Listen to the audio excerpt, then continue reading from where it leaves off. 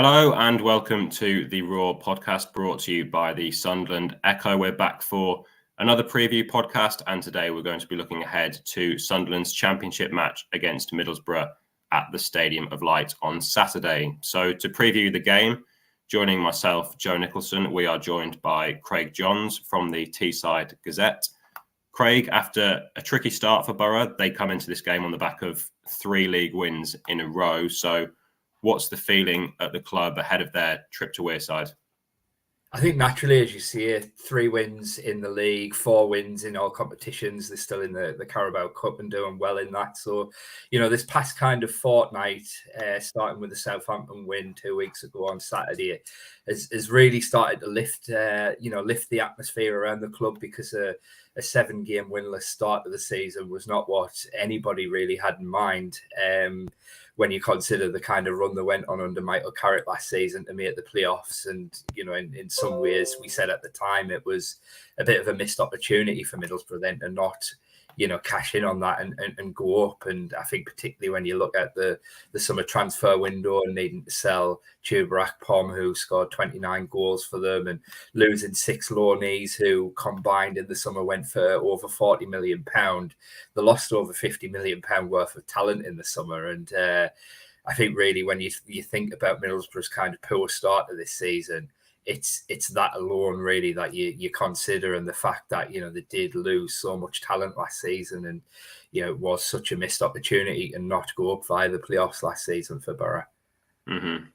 Yeah, you mentioned it there. A lot of players from last season, either who were on loan, people like Cameron Archer and Ryan Giles have left, or Chuba Akpom, who was sold. They've lost a lot of the key players that got them into the playoffs last season, have brought in a lot of new players. So is it fair to say that Borough perhaps are weaker than last season? I think so at the moment. I think it's definitely, as I say, you're talking £50 million worth of talent there left. And only Chuba Akpom was, Borough's actual player. So they got a little over 10 million for Chuba Akpom in selling him to Ajax. But, the likes of Ryan Giles, who I think was joint second most assists in the championship last season, Cameron Archer, who had a major impact, and Aaron Ramsey as well, both coming in January from Aston Villa. They added so many goals and so much creativity to Middlesbrough's team last season. But that's 40 million worth of talent that Middlesbrough haven't seen the £40 million, and therefore this summer they weren't able to invest that kind of money back into the team. So what we saw is very similar to kind of what Sunderland have been doing for a few years now. Is Middlesbrough's focus in the summer transfer window was more on these kind of younger players, untapped potential. They looked at a few under-21 teams from around England to get a couple of players in. They looked further afield and abroad, brought in a few players from abroad. But I think where Sunderland are perhaps ahead of Borough in this kind of model, they're able, from the outside looking in, it seems, able to bring these kind of players in and give them a little bedding in period. Middlesbrough, because they signed 12 this summer to kind of fix the holes in the squad, and because of that, they weren't really able to give the summer signings that bedding in period. You've had players coming in from abroad and clearly looking like players who aren't yet adapted to the league, aren't yet used to playing English football, because it is such a high tempo and a lot of physicality in comparison to a lot of the European leagues that they're coming in from. So you've seen certainly in those first 7 games that, those summer signings were really struggling to adapt and to get up to speed with the English game. And I think, as we said, a fortnight ago, they won the first league game of the season against Southampton. What happened on that day is Michael Carrick, although he plays it down because he, of course, doesn't want to write these summer signings off, he went back to a more experienced team. So there was only 3 summer signings in the starting lineup against Southampton. 2 of them were the 2 players who arrived this summer with a lot of championship experience in goalkeeper Senny Dieng and Lewis O'Brien. The other one was Rav Vandenberg, who's been the kind of standout 19-year-old Dutch defender. He's been the standout of the summer signings so far. Beyond that, it was all players who, were at the club last season or had a bit of championship experience prior to that. And you could really see the difference in that Southampton game, and then beyond Watford and Cardiff wins. those more experienced heads have led the way. And then what's happened is someone like Emmanuel Latte, for example, who come in this summer from Atalanta and initially struggled, couldn't really find his form in front of goal, a striker. He came in off the bench on Tuesday night against Cardiff and scored the decisive second goal. And I think what you saw was, these new summer signings being blended into the team gradually rather than being thrust in and having a lot on the shoulders, a lot of expected of them. They're gradually coming into games and making impacts that way and gradually growing into things, which seems to be the obvious way forward now for Middlesbrough. Mm-hmm. Yeah, I was just going to ask you what has kind of changed in recent weeks after a run of 7 league games without a win, then winning 3 games in a row. But it sounds like Carrick has just put, as you say, some more experienced players back in the team and then allowed these younger players to kind of come in gradually. Has it just been a case of bringing more experienced players back in rather than kind of a tactical change or anything like that? Yeah, I think so. There hasn't been any major tactical changes. Carrick said all along that, they have a set way of playing and he really believes in that. And even during the losing run, when there were many, myself included, feeling that maybe there was, a need for a bit of a tactical tweak, Carrick always insisted that wasn't the case and that he believed in what they were doing. And as you see, it has just been a case of bringing them more experienced heads in. I think one of the big things, Riley McGree wasn't starting a lot at the start of the season. He started only 2 of the first 8 in all competitions. He came back in for the Southampton game, got the important equaliser in that one, got 2 down at Watford. Despite the fact he's only started 6 games so far this season, he's got 5 goals and 2 assists. So Carrick's kind of alluded to the fact that he was struggling for form a bit at the start of the season, which is why he wasn't starting games. But his stats clearly show that in the absence of the likes of Chuba Akpom, who was so important last season, Riley McGree looks the kind of star at the moment to step up. But the other thing I would say about Middlesbrough's early form, to be fair to Michael Carrick, it was hard at the time and fans were naturally frustrated. But I think stats will tell you so much. And one of the things that I'm sure would have kept Michael Carrick positive about Middlesbrough's start, despite 7 games without a win, they were the team in the Championship who had the biggest difference between both their XG and the actual goals, and also the XGA and actual goals against. So, the stats suggested that they should have been scoring a lot more goals than what they actually were, based on the chances they were creating, and they should have been conceding far fewer than they actually were, based on the chances they were conceding. So, in terms of kind of structural issues and things like that, the stats suggested that they weren't too far off, and that's bore fruit in the last 2 weeks, and they finally got the season going.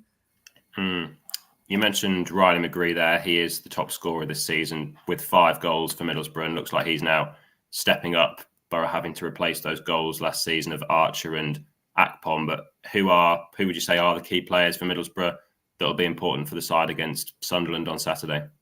Yeah, so as you say, Riley McGree will definitely be one of them. He's an interesting kind of role that he plays in the team, because he starts on the left of midfield, but when you speak to Michael Carrick, he'll often say he doesn't kind of believe in traditional positions, so to speak, and traditional formations. And you see that a lot with Riley McGree and the role he plays in the team, because although he kind of starts in that left wing position, he'll drift and you'll see him at times over on the right wing with the right winger still over there. It's not like they've done a swap. Literally, Riley McGree will be over on the right with Isaiah Jones. He just has a really free roaming role in the team, and that allows him to just occupy space in the final third and get on the ball and do what he's good at doing, which is penetrating defenses and scoring long range goals. So yeah, he's definitely one to watch. Hayden Hackney in Middlesbrough's midfield is the one who, if given the time and the space, he can dominate and dictate the tempo of a game. He broke into the team just before Michael Carrick's arrival and has kept his place in the team ever since. He's only 21 years old, but for a central midfielder like Hayden Hackney, you couldn't wish for a better mentor than Michael Carrick, could you? And you can just see his game developing so much under Carrick, and he's the type of player who he always shows for the ball. No matter where the ball is, he wants to show for it. He wants to get on it. And when he does get on it, he's always looking forward. He wants to play the ball forward, or he wants to drive with the ball and take the ball himself into the final third. So he's a big player. Isaiah Jones is starting to come into a bit of form again. We saw him a couple of years ago as, one of the brightest young stars in all of the championship, I would say. But last season, he had a really difficult year. He struggled with his mental health off the pitch, and that impacted things on the pitch. He's done a few interviews now about that and about how, he's overcoming that now, and that's showing on the pitch as well. He's enjoying his football again, and you can see that because he's back to that direct winger that he was 2 years ago. Give him the ball. He loves using his pace. He loves using his skill to beat a man down the right wing and deliver a ball into the box. His end product is iffy at times still, but it's, he's the type of player that gets fans off the seat. And then lastly, I mentioned him a bit earlier. I've got a funny feeling he might start, despite the fact he hasn't the last three. Emmanuel Latilaf up front got his goal on Tuesday night against Cardiff. That's his third now in a Borough shirt. And to look at him, he's a very little striker, not the type you would look and think would lead the line as a number 9 for a team who play one up front. But he's actually not somebody so far who's looked like, defenders are capable of bullying him. He's more than up for that physical battle, but he's raw pace to burn. The reason I think he'll start tomorrow is I think because Carrick will want Middlesbrough to try and force Sunderland back a little bit, and if Sunderland try to step up and leave any space in behind the defence, Latilaf will, he's got pace to burn, and he'll exploit that space, stretch Sunderland a bit, and Carrick will probably hope that pushes Sunderland back a little bit, so they're not able to kind of dictate the game from an advanced position. Yeah, you've touched on it there, just about how the team will set up and how they'll approach the game against Sunderland. Just looking at the kind of possession stats, Sunderland are a team which like to dominate the ball, particularly at home. They've averaged 59.2% possession this season. Middlesbrough also a team that have seen more of the ball with 53.3% on average. But how do you think Middlesbrough will set up? It looks like out of possession they're a 4-2-3-1. That can probably change when they're in possession. But how do you think they'll approach the game against Sunderland, and what will their kind of game plan be, do you think? It's one of the things I'm really intrigued about in this game and how they will go about it. I remember last season's game at the Stadium of Light back in January, I think it was, wasn't it? And Middlesbrough just looked completely overawed by the occasion. The atmosphere was, raucous in the Stadium of Light, and that clearly impacted Sunderland in a positive way and Middlesbrough in a negative way. Sunderland were buoyed by that atmosphere and really intense and really, really fast paced right from the off. And Middlesbrough just struggled to cope with that, I thought, on the day. It'll be interesting to see this time if Carrick's kind of taken anything from that and thinks about that. He spoke a lot about the emotion of the game yesterday and, game management in his press conference. He's never really been the type, Carrick, to kind of go somewhere and look to, shut up shop, for want of a better word. And from speaking to colleagues like yourself who do cover Sunderland, it seems that at home in particular, that's one of Sunderland's kind of Achilles heels so far, is when teams do shut up shop, they can often struggle to break them down. I think that happened in the Cardiff game at the Stadium of Light, didn't it? And Middlesbrough kind of saw that tactic with Cardiff on Tuesday night as well, and eventually managed to find a way to break them down, which Sunderland didn't. Ended up a bit of a sucker punch, and Cardiff winning that game. But I'd be very surprised because Carrick doesn't tend to set up in that manner. It would surprise me if he did that. That concerns me a little for Borough, because I think that is the way to go. I think you've got to try and slow the game down, and just be solid at the back and try and stop Sunderland's kind of early momentum and tempo. It wouldn't be surprise me at all if Carrick wants to stick to his principles and wants to try and take the game to Sunderland, though. And I worry that would be a mistake. Mm-hmm. Both sides do have a few injury concerns. Sunderland still look like they're going to be without Pierre Ekwah and Bradley Dack, who have been injured in recent weeks. And Alex Pritchard's also a big doubt for the game after missing the match against Watford. Middlesbrough as well. Looks like they've had an illness going around the camp. Johnny Howson missed the game against Cardiff, didn't he, with an illness, and Darren Lenihan was on the bench. And there's been a few other injuries around the squad. So how are Borough shaping up injury-wise? Yeah, so that illness is the interesting thing that come out of yesterday's press conference. As you say, Johnny Howson missed Wednesday night. Darren Lenihan missed the Watford trip at the last weekend, and he was also only able to make the bench on Tuesday night. And then Carrick kind of said yesterday that 3 or 4 others, I think he said, have had it as well. So there's clearly been something in the last week or so going around Rockcliffe. And Carrick kind of said he hopes they've come through the worst of it now. The suggestion was that as of yesterday, there wasn't any new cases of whatever this illness is. They didn't expand on that. But clearly it's not great preparation. Carrick kind of said, we've done as much as we can to kind of stop it spreading anymore, but ultimately we've had to train, we've had to prepare for this game, so there's only so much they've been able to do. So hopefully they have come through the worst of that, because you would hate that to be a factor in a game like this, that that it was, if you like, kind of marred by the potential that one of the other teams wasn't quite at it on the day because of illness throughout the squad. In terms of injuries, Lewis O'Brien will definitely miss out. He suffered a fractured tibia and ankle injury at Watford. It was revealed yesterday that was the extent of it. So he's going to require surgery, that's a big blow to Middlesbrough, because, as I mentioned earlier, with the Championship experience, he was one of 2 of the 12 summer signings who did have that Championship experience. He was a quality player 2 years ago in this division at Huddersfield when they made the playoffs, and had a horrible year at Nottingham Forest last season. Ended up where he wasn't in their 25-man squad from January onwards. Was going to go on loan to Blackburn, and that fell through at the last moment because it didn't go through in time. So he was kind of left in limbo, where Blackburn were appealing that decision for 2 months. Didn't end up going through, and he ended up going to MLS and playing under Wayne Rooney at DC United for a couple of months. So, he had such a horrid time, had just come into the Borough team, and then gets this injury, and he's out for 2 to 3 months. So real shame for him, and a big blow to Borough, because he is a very, very good player at this level.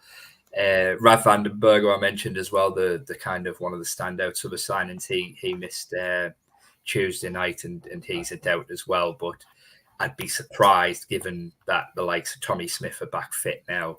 I'd have been surprised if Rav van den Berg played tomorrow anyway, because I would imagine Carrick will want to continue relying on those experienced heads like Tommy Smith. Mm-hmm. There are quite a few links between the 2 clubs, not least Sunderland boss Tony Mowbray, like he did last season, going back to or playing against his former club that he managed and that he played for. There's also players in the Middlesbrough team that have been on Sunderland's books. So we'll talk a bit about Sam Greenwood, who was at Sunderland as an under-21s player, was then sold by the club. He's now contracted to Leeds, but joined Middlesbrough on loan in the summer. And he was speaking earlier this week about how his whole family and all his friends are Sunderland fans, but he's fully obviously committed to Middlesbrough and getting the result for them. He made his first start, didn't he, against Cardiff in midweek. So how's he kind of fared since moving to Middlesbrough? Yeah, so I think it's been interesting. When Carrick spoke a bit about him yesterday, and he had an injury in pre-season, which meant he didn't really have much of a pre-season at Leeds. Mm-hmm. So he joined Middlesbrough, I think it was the last week of the transfer window.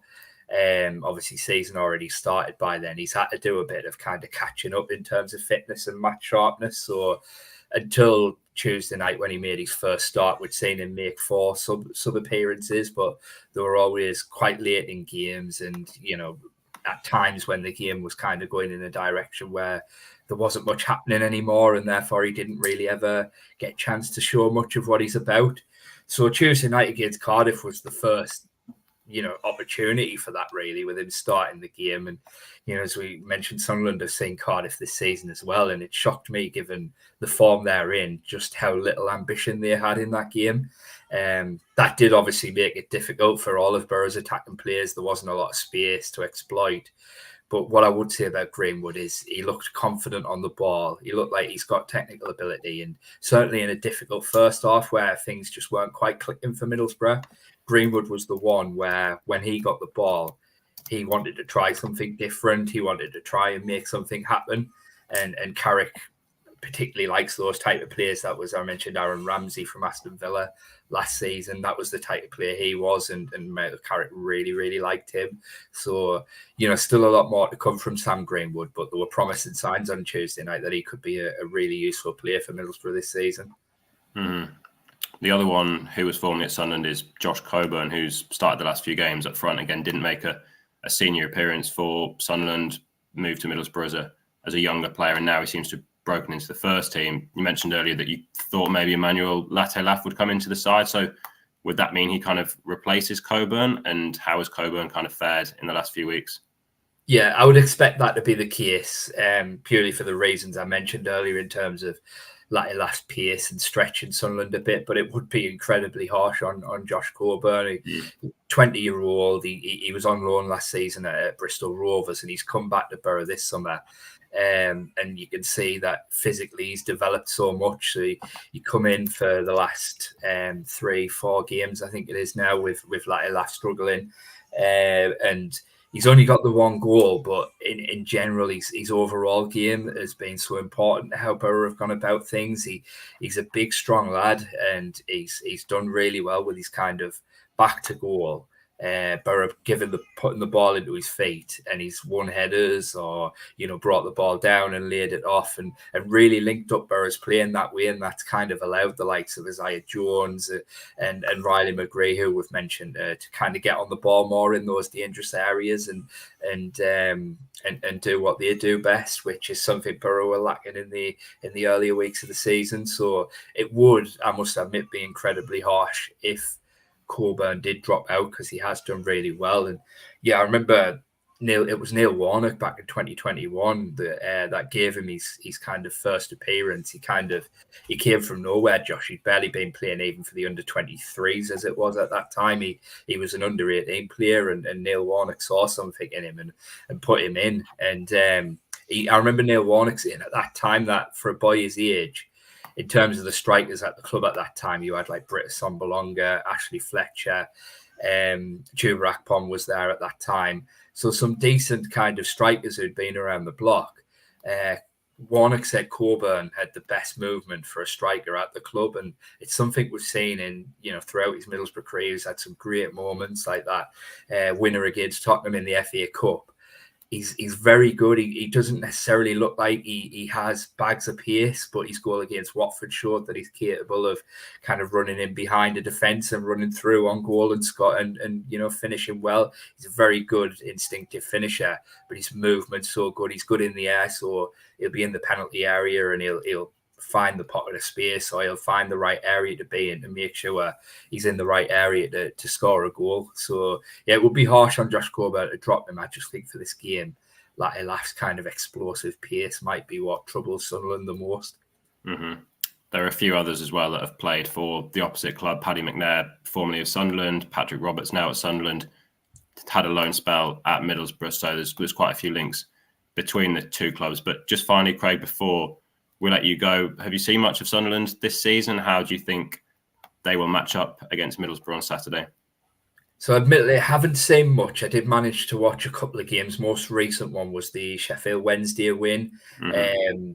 And obviously Middlesbrough had played Sheffield Wednesday a week or so before that and only drew 1-1. Sunderland absolutely blew them away. I've been impressed with what I've seen of Sunderland, it's fair to say. Jack Clarke looks as good as anything I've seen in this division so far this season.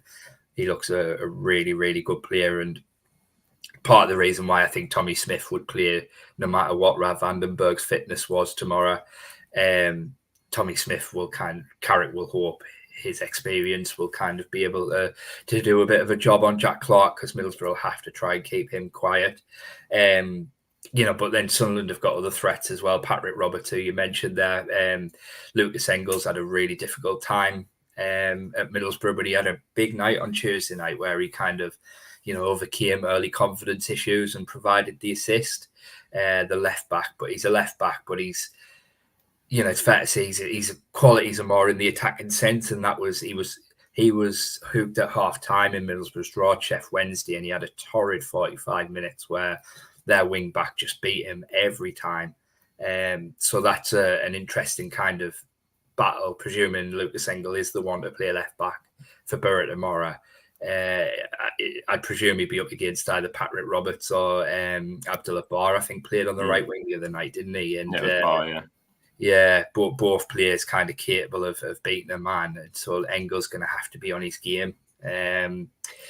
So in terms of Sunderland, they're a really positive side. I think I told a lot of kind of friends who were Sunderland fans when Tony Mowbray was getting the job that he's got a funny reputation to people who don't know him. Where I think because he's been around the block that long, and he can. I hope he doesn't mind me saying if he have sound a bit kind of dour at times and maybe a bit down at times. But actually, I'm sure Sunderland fans are realising he's such a good bloke, and he's actually a really good tactician as well. Plays a lovely brand of football, and I think, Sunderland have been really impressive. So I must admit, I don't come with huge optimism for Middlesbrough tomorrow, but you've always got to have that hope for these kind of games, haven't you? Mm-hmm. Just finally, then, can I push you for a quick score prediction? How you think the game is going to go?